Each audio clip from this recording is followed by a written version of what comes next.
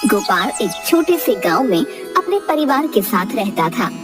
उसकी बीवी तारा और 2 छोटे छोटे बच्चे, यही उसकी सारी दुनिया थे। गोपाल के पास थोड़ी सी जमीन थी जिस पर खेती बाड़ी करके वह अपने परिवार का गुजर बसर करता था। बहुत ज्यादा कमाई तो नहीं हो पाती थी, परंतु वह थोड़े में ही बहुत खुश थे और उन्हें 2 वक्त का खाना मिल जाता था। गोपाल का स्वभाव बहुत अच्छा था। उसकी किसी से कोई लड़ाई नहीं थी। वह हर एक की मदद करने के लिए हमेशा तैयार रहता था। गोपाल के खेतों में फसल तैयार होने ही वाली थी, बस बारिश का इंतजार था। मेरे पूरे साल की मेहनत और इंतजार का फल अब हमें मिलने वाला है। बस इस बार बारिश खूब अच्छी हो जाए तो हमें फसल के अच्छे दाम मिल जाएंगे। हाँ, भगवान से यही प्रार्थना करेंगे कि बारिश अच्छी हो, जिससे कि गांव में सभी की फसल बहुत अच्छी हो। परंतु इस बार बारिश का इंतजार करते करते किसानों की आंखें थक जाती हैं। बारिश नहीं आती। पानी की कमी के कारण गांव में काफी लोगों की फसलें खराब हो जाती हैं और सूख जाती हैं। गोपाल की भी सारी मेहनत बेकार चली जाती है और पानी की कमी के कारण उसकी सारी फसल सूख जाती है। मुझे कितनी उम्मीद थी इस बार, परंतु बारिश न आने के कारण सारी मेहनत पर पानी फिर गया। अब इन फसलों के लिए मैंने जो उधार लिया था उनका पैसा मैं कहां से चुकाऊंगा? मेरे तो कुछ समझ में नहीं आ रहा। आप परेशान मत हो, भगवान सबका भला करेंगे। पड़ोस वाले दिनेश भैया के खेत भी पूरे सूख गए और उन्हें भी काफी नुकसान हुआ है। पर उनकी बीवी बता रही थी कि दिनेश भैया शहर जाने की सोच रहे हैं। तुम भी क्यों नहीं शहर जाकर कोई काम ढूंढ लेते? थोड़ा टाइम वहाँ काम करने पर कुछ पैसे जुड़ जाएंगे, तब वापस आकर कर्जा चुका देना। हाँ, मेरे सामने बस 2 ही रास्ते हैं। या तो मैं भी शहर जाकर कुछ काम करूं और थोड़े पैसे जोड़कर अपना कर्जा चुका दूं, या फिर मैं अपनी जमीन बेच दूं। परंतु इस जमीन को मैं बेचना नहीं चाहता।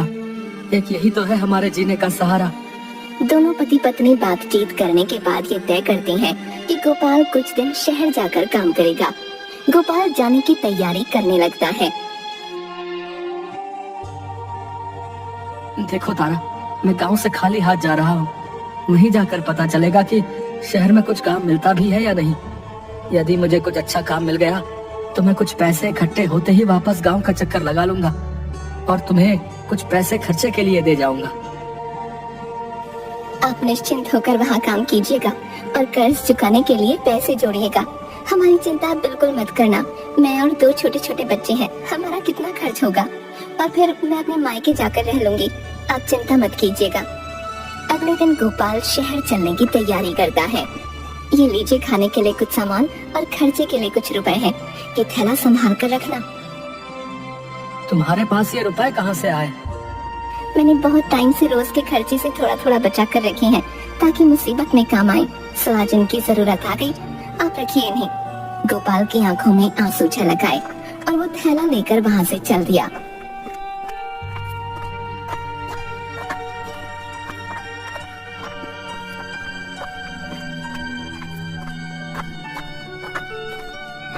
वहाँ पहुंचकर सारा दिन धक्के खाने के बाद भी उसे कोई काम नहीं मिलता। गोपाल बहुत चिंतित हो जाता है और सोचने लगता है, यदि मुझे यहाँ काम नहीं मिला तो मैं अपने परिवार का खर्च कैसे चलाऊंगा? और फिर मेरे सर पर कर्जा भी तो है। हे भगवान, मेरी मदद करना। गोपाल सारा दिन इधर उधर भूखा प्यासा घूमता है पर उसे कोई काम नहीं मिलता। आखिर में निराश होकर वो एक पार्क के किनारे पेड़ के पास बैठ जाता है। तभी 2 जेब कतरे उसे देख रहे थे। अरे बिल्लू, इधर देख, वो पार्क के पास नया मुर्गा। देख देख, उसके हाथ में एक थैला भी है। क्या बात है उस्ताद, आपने तूलती नदल आप नील में थुपल दोनों संभालते हैं।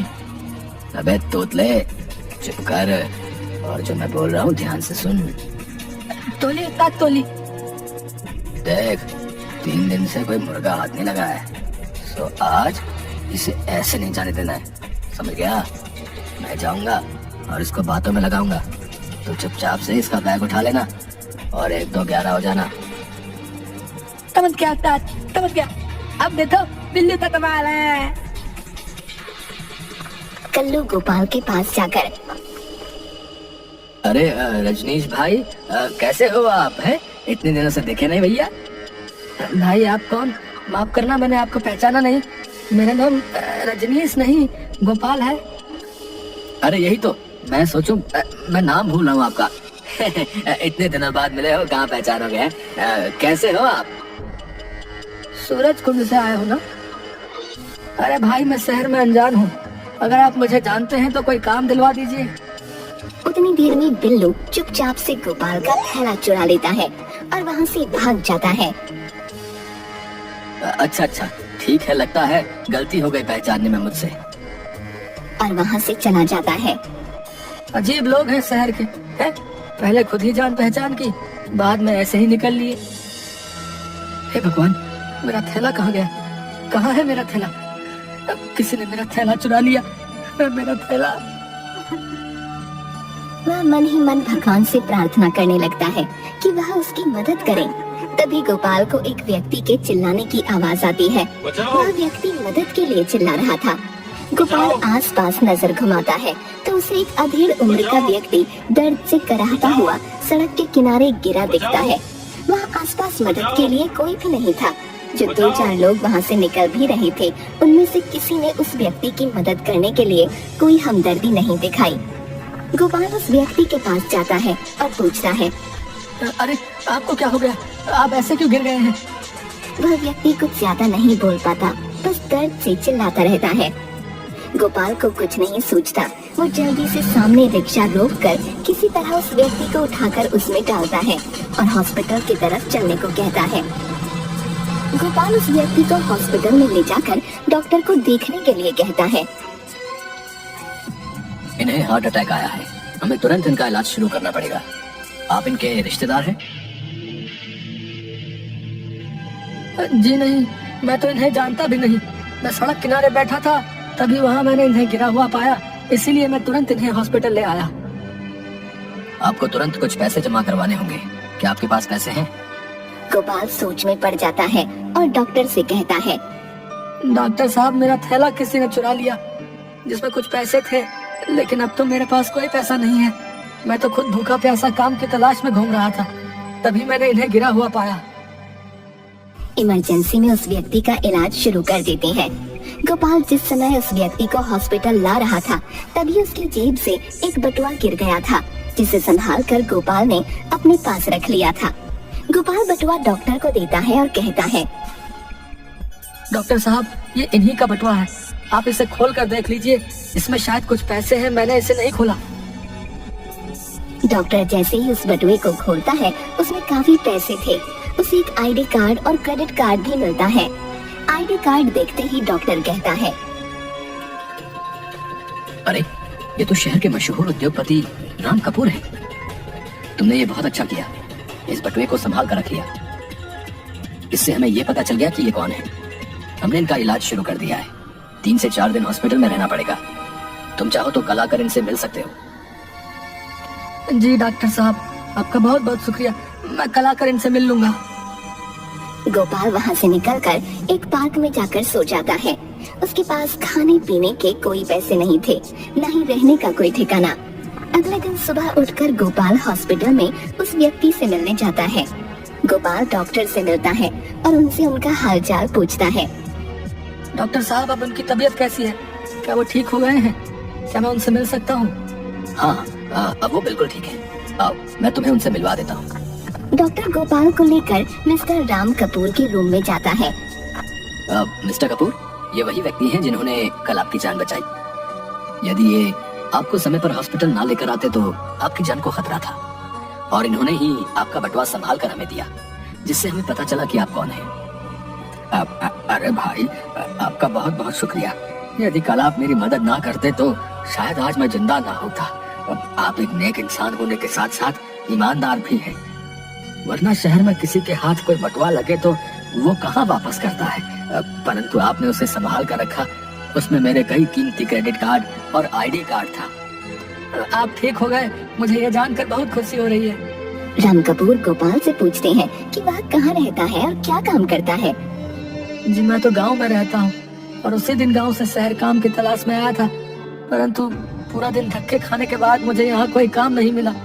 फिर थक हार कर निराश होकर मैं एक पार्क में पेड़ के नीचे बैठ गया, जहाँ मैंने आपको गिरा हुआ पाया था।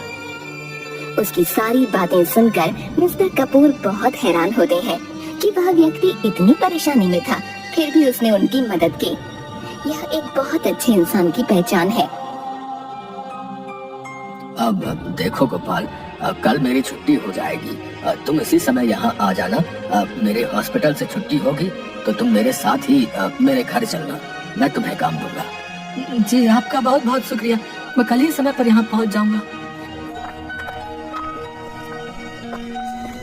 अगले दिन गोपाल हॉस्पिटल पहुंच जाता है और राम कपूर के साथ उनके घर चल पड़ता है।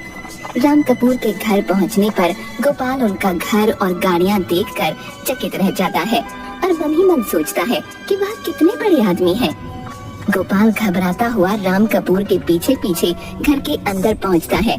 राम कपूर उसे बैठने के लिए कहते हैं और उसके लिए कुछ खाने पीने को लाने को बोलते हैं। देखो गोपाल, तुम आराम से यहाँ बैठो और कुछ खा पी लो, मैं 15 मिनट में आता हूँ। गोपाल वहाँ बैठकर आराम से खाना पीना करता है। कुछ देर में राम कपूर वहाँ आते हैं और गोपाल से कहते हैं, गोपाल, मैं तुम्हारी ईमानदारी से बहुत प्रभावित हुआ हूँ। यहाँ शहर से थोड़ा दूर मेरी बहुत बड़ी फैक्ट्री है, जहाँ खेतों में काम आने वाले बीज और खेती बाड़ी में काम आने वाले सामान का उत्पादन होता है।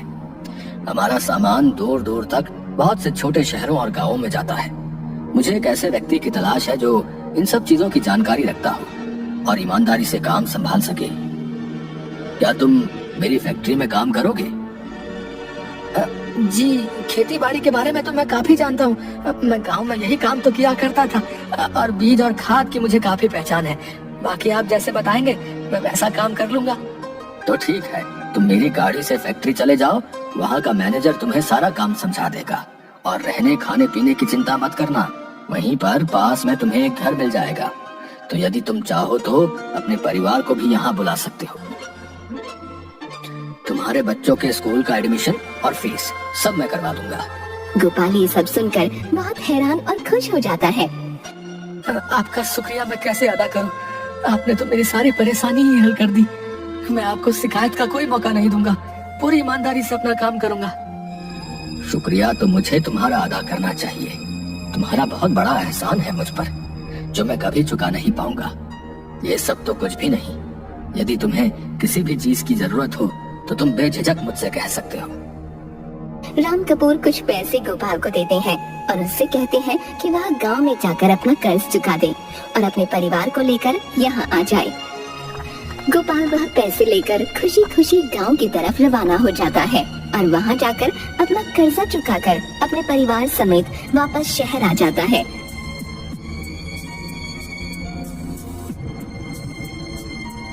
और राम कपूर की फैक्ट्री में काम करना शुरू कर देता है। गोपाल ने बिना किसी स्वार्थ या लालच के राम कपूर की मदद की, इसलिए भगवान ने भी उसकी सुनी और उसकी मदद की। अब गोपाल की सारी समस्याएं खत्म हो चुकी थीं और वह खुशी खुशी शहर में रहने लगा था।